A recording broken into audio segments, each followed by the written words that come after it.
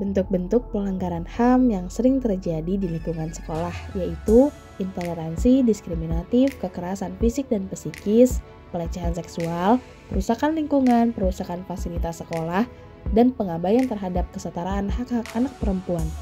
Nah, dari bentuk di atas bisa kita simpulkan bahwa saat ini kondisi dunia pendidikan di Indonesia sangatlah memprihatinkan. Mengapa demikian? Karena sekolah yang mestinya menjadi tempat yang aman, nyaman, dan menyenangkan, malah berubah menjadi tempat yang menakutkan dan membosankan. Pada tahun 2013, Plan International dan International Center for Research on Women atau ICRW melakukan riset yang hasilnya menunjukkan 84% anak Indonesia mengalami kekerasan di sekolah. Komisi Perlindungan Anak atau KPAI juga menerima 153 pengaduan kekerasan fisik dan psikis di lingkungan sekolah sepanjang tahun 2019.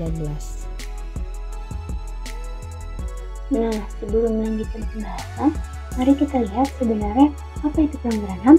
Pelanggaran HAM adalah setiap perbuatan seseorang atau kelompok, baik disengaja maupun tidak disengaja, sehingga membatasi, mencabut, atau menghilangkan hak asasi orang yang menjadi korban.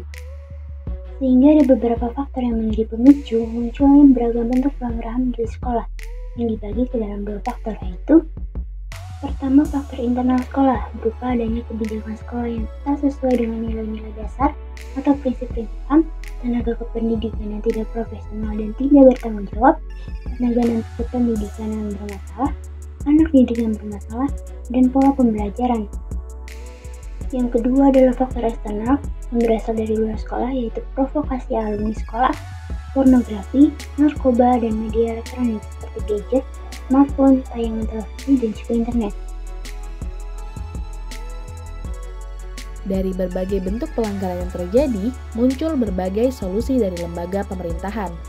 Nah, dari penelusuran yang dilakukan oleh tim sekolah ramah dari Komnas HAM tercatat ada beberapa konsep sekolah karakter yang bertujuan untuk mengurangi beragam bentuk pelanggaran HAM di sekolah. Pertama, sekolah toleran. Sekolah yang diprakarsai oleh Kepolisian Republik Indonesia atau Polri berupaya untuk terus mendorong pihak sekolah agar mampu menciptakan iklim atau suasana belajar yang penuh toleransi, saling menghargai, mampu menerima keberagaman, dan tidak diskriminatif. Yang kedua, sekolah sehat. Sekolah ini diprakarsai oleh Kementerian Kesehatan untuk mengajak sekolah dalam menciptakan lingkungan yang sehat, cara hidup yang sehat, dan mencintai kesehatan di semua aktivitas sekolah. Yang ketiga, sekolah jujur. Sekolah yang digagas langsung oleh Komisi Pemberantasan Korupsi atau KPK. Yang keempat, ada sekolah aman. Sekolah yang ditawarkan oleh Badan Nasional Penanggulangan Bencana atau BNPB. Yang kelima, sekolah hijau. Sekolah hijau diprakarsai langsung oleh Kementerian Lingkungan Hidup, di mana sekolah ini mengajak semua penghuni sekolah untuk menciptakan lingkungan sekolah yang sehat, hijau, dan bersih. Dan yang terakhir ada sekolah ramah anak. Sekolah ini diprakarsai langsung oleh Kementerian Negara Pemberdayaan Perempuan dan Perlindungan Anak. Sekolah ini menawarkan konsep sekolah yang mampu menjamin terpenuhinya hak-hak anak di sekolah dengan syarat sekolah harus mampu memberikan atau menciptakan suatu suasana yang kondusif, sehingga anak didik dapat tumbuh dan berkembang dengan sebaik mungkin. Nah, melalui konsep-konsep di atas, diharapkan tidak akan ada lagi pelanggaran HAM terhadap peserta didik di lingkungan sekolah. Lalu, bagaimana upaya penegakan HAM di lingkungan sekolah itu sendiri? Pertama, tidak mendiskriminasi murid dan sama-teman.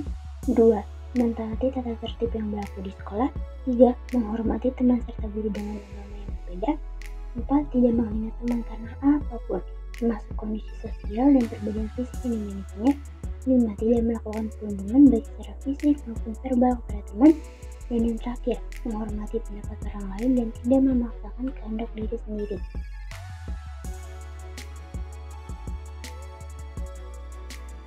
Hingga dapat kita simpulkan, setiap manusia yang dilahirkan, khususnya peserta didik, memiliki hak dan martabat yang sama. Sehingga ketika terjadi pelanggaran akan haknya yang miliki, maka kita harus memberikan solusi atau pemberdayaan terbaik. Dan diharapkan solusi tersebut dapat memastikan bahwa ia secara inklusif berada dalam lingkungan yang aman, baik secara fisik, emosional, dan mendukung secara psikologis, sehingga terpenuhi hak asasi yang dimilikinya. Patahkan pelaku pelanggaran HAM, lindungi anak Indonesia, Human Rights for All.